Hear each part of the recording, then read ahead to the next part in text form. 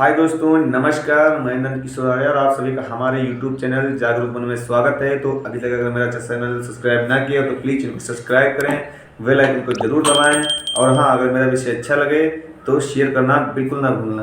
तो आज का जो हमारा विषय है वो है कि गुरु के बिना हमारा जीवन अंधकार है, बेकार है।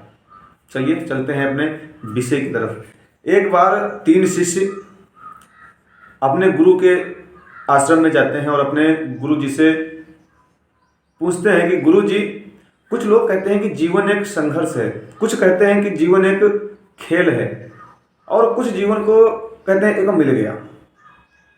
क्या है? एक मिल गया। उत्साह की संज्ञा देते हैं। क्या है? उत्साह की संज्ञा देते हैं। इसमें कौन सही है और कौन गलत है?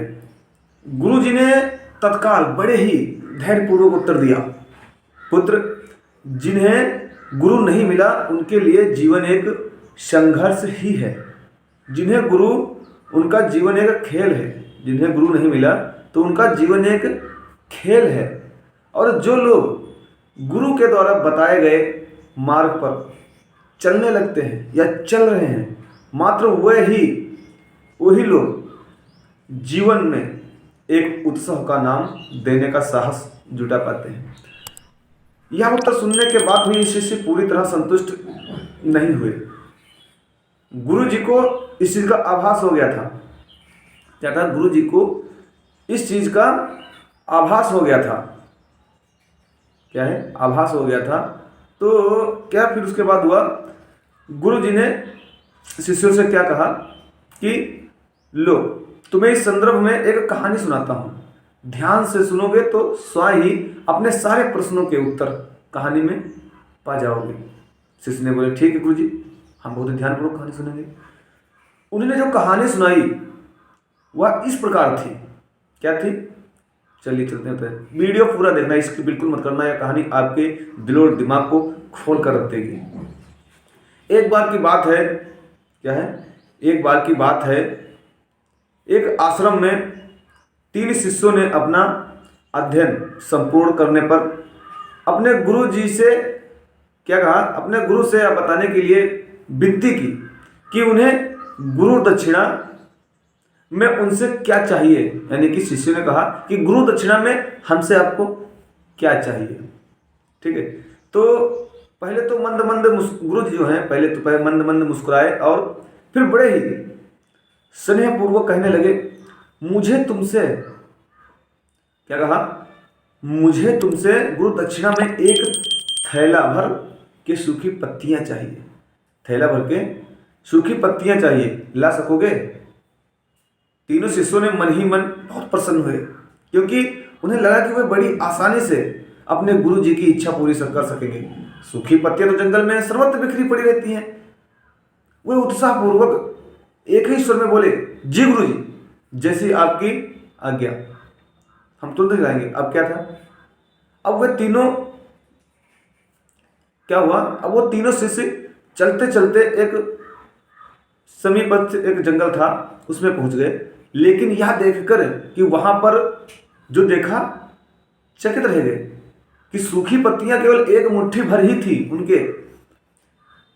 अब उनके आश्चर्य का ठिकाना ही ना रहा, क्योंकि जंगल में सूखी पत्तियां एक मुट्ठी भर, पूरा जंगल। वे सोच में पड़ गए कि आखिर जंगल में कौन सूखी पत्तियां उठाकर ले गया, कौन ले जाता है। इतने में उन्हें एक दूर से किसान आता दिखाई दिया। वे उसके पास पहुंचकर उससे विनम्रता पूर्वक याचना करने लगे कि वह उन्हें केवल एक थैला भर सूखी पत्तियां दे दें।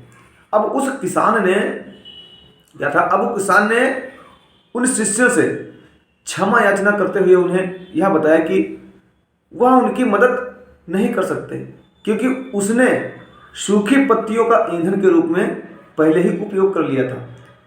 अब वे तीनों पास के गांव की ओर चल बसे। आशा से बढ़ गए कि शायद गांव में ही मिल जाएंगी सूखी पत्तियां, हो सकता है वहां उस गांव में उनकी कोई सहायता कर सके। वह पहुंचकर उन्होंने जब एक व्यापारी को देखा तो बड़ी उम्मीद से उससे एक थैला भर सूखी पत्तियां देने के लिए प्रार्थना करने लगे। लेकिन उन्हें फिर से एक बार निराशा ही हाथ आई। क्योंकि उस व्यापारी ने तो पहले ही कुछ पैसे के लिए सूखी पत्तियों को दोना बनाकर बेचते थे। लेकिन उस व्यापारी ने क्या था कि उस व्यापारी ने उदारता दिखाते हुए उन्हें एक बूढ़ी माँ का पता बताया जो सूखी पत्तियां एकत्रित करती थी। क्या थी? एकत्रित करती थी। पर भाग्य ने तीनों शिष्यों का फिर साथ नहीं दिया। क्या था? फिर साथ नहीं दिया, क्योंकि वह बूढ़ी माँ जो उन पत्तियों को अलग अलग करके कई प्रकार की औषधियां बनाया करती थी, अब निराश होकर वह तीनों खाली हाथी अपने आश्रम में आ गए, अपने गुरु जी के पास आ गए। गुरु जी ने उन्हें देखते ही स्नेहपूर्वक पूछा, पुत्रों ले आए पत्तियां? फिर क्या था? तीनों ने सर झुका लिया। गुरु जी दोबारा फिर पूछे। तब उसमें से एक से कहने लगा, गुरुदेव हम आपकी इच्छा पूरी नहीं कर पाए। हमने सोचा था कि सूखी पत्तियां तो जंगल में बहुत सारी बिखरी रहती हैं, लेकिन बड़े ही आश्चर्य की बात है कि लोग उनका भी कितनी तरह से व कितनी प्रकार से उपयोग करते हैं। गुरुजी फिर पहले ही की तरह मुस्कुराए और प्रेम पूर्वक बोले, निराश क्यों होते हो? प्रश्न जो है वो वहीं पर है, तो प्रसन्न हो जाओ, निराश मत हो। और यही ज्ञान की सूखी पत्तियां भी क्या थी? यही ज्ञान की सूखी पत्तियां व्यर्थ नहीं हुआ। क्या वो सूखी पत्तियां व्यर्थ नहीं हुआ करती, बल्कि उनके भी अनेक उपयोग हुआ करते हैं। क्या है? अनेक उपयोग हुआ करते हैं। मुझे गुरु दक्षिणा में क्या था? मुझे गुरु दक्षिणा के रूप में दे दो। क्या था?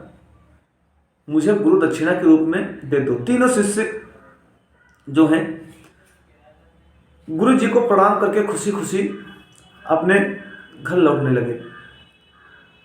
लेकिन वह शिष्य जो गुरु जी की कहानी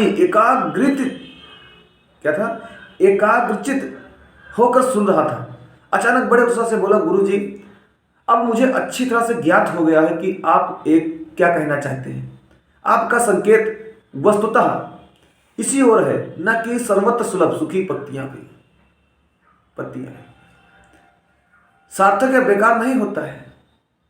तो फिर हम कैसे किसी भी वस्तु या व्यक्ति को छोटा और महत्वहीन मानकर उसका तिरस्कार कर सकते हैं? चींटी से लेकर हाथी तक और सुई से लेकर तलवार तक सभी का अपना अपना महत्व है। गुरु जी भी तुरंत ही बोले, हाँ पुत्र, मेरे कहने का भी यही तात्पर्य है कि हम जब भी किसी से मिलें तो उसे योग्य मान देने का भरसक प्रयास करें, ताकि आपस में स्नेह, सद्भावना, सहानुभूति एवं सहिष्णुता का विस्तार होता रहे और हमारा जीवन संघर्ष के बजाय उत्सव बन सके। दूसरे यदि जीवन को एक खेल ही माना जाए तो बेहतर नहीं होगा, क्योंकि हम निर्विक्षेप, स्वस्थ एवं शांत प्रतियोगिता में भी भाग लें और अपने निष्पादन तथा निर्माण को ऊंचाई के शिखर तक ले जाने का अथक प्रयास करें। जब शिष्य पूरी तरह से संतुष्ट हुआ, अंततः मैं यह कहना चाहता था कि यदि हम मन और क्रम, वचन इन्हीं स्तरों पर इनका मूल्यांकन करें तो भी यह कहानी खरी उतरेगी। सबके प्रति पूर्वाग्रह से मुक्त मन वाला व्यक्ति अपने वचनों से कभी भी सहन नहीं करता। ऊर्जा उसके प्रसाद के मार्ग में बहुत सारी है। तो क्या हुआ? हमारी जो कहानी है आपको अंततः सब कुछ सिखा दी होगी। तो गुरु के बिना सब बेकार है। एक गुरु ही है जो हमें सही रास्ते दिखा सकता है, मार्ग बता सकता है। तो गुरु के बिना जीवन अंधकार है। हमारे जीवन में गुरु का महत्व सर्वप्रथम है, बहुत है। तो आज का विषय अगर हमारा अच्छा लगा हो तो प्लीज़ चैनल को सब्सक्राइब करें, लाइक करें और बेल आइकन जरूर दबाएं। मिलते हैं नए विषय के साथ। नमस्कार।